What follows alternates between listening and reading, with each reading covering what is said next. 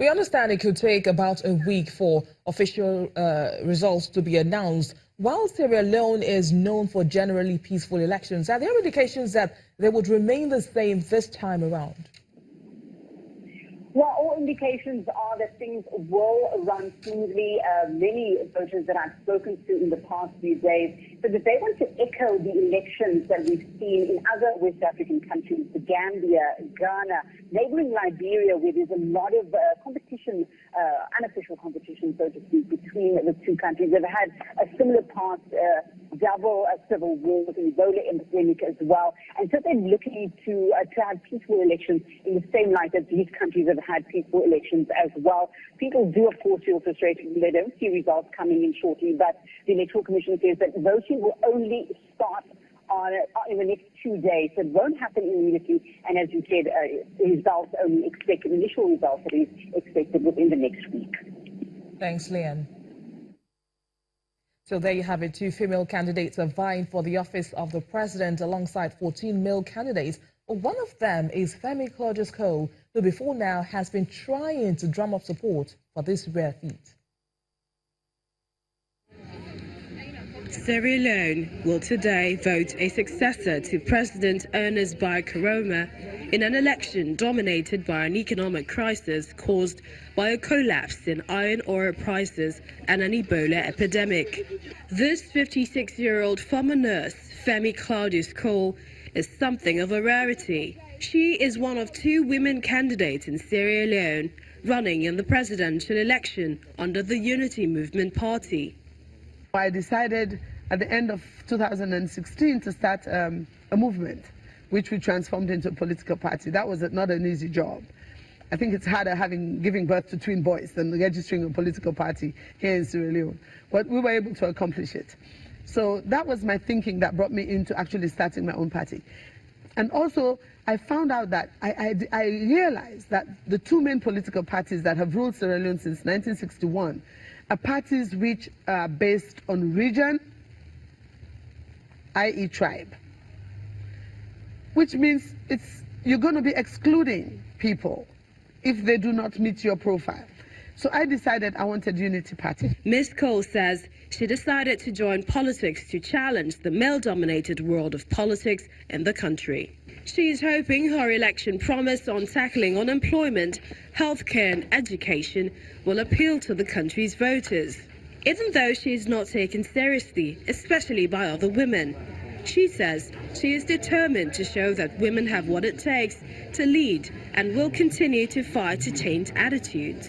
I mean, the people have this concept that because Sierra Leone is a very culturally based country where women's roles are clearly defined, everybody assumes that the men have given me a hard time. No, they have not. What has actually given me a hard time is the fact that women have these barriers that are placed on us, which we accept. While Ms. Cole says attitudes towards women in politics may not change overnight, she hopes her run for office encourages other women to follow suit.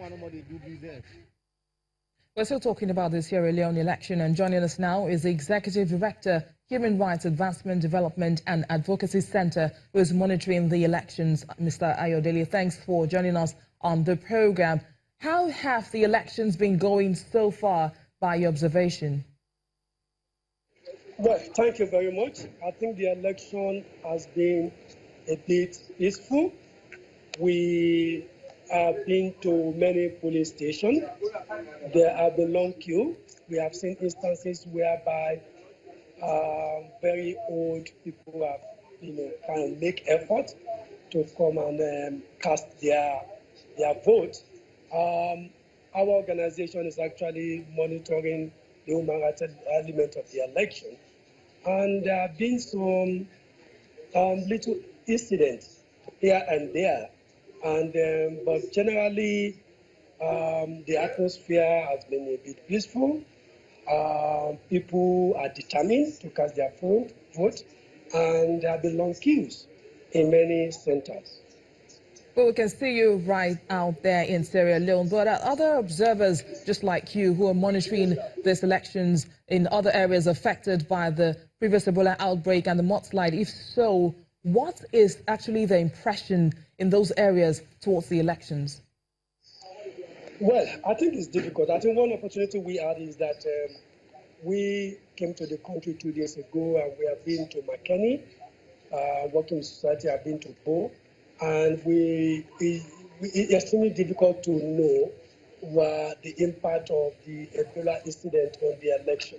But what is very clear is that in Freetown, the mudslide and the flood in Moab is actually kind of affecting the way the vote will likely go, because speaking to so many social organizations, and they strongly believe that the Freetown is no longer going to be a traditional area of APC, which it used to be.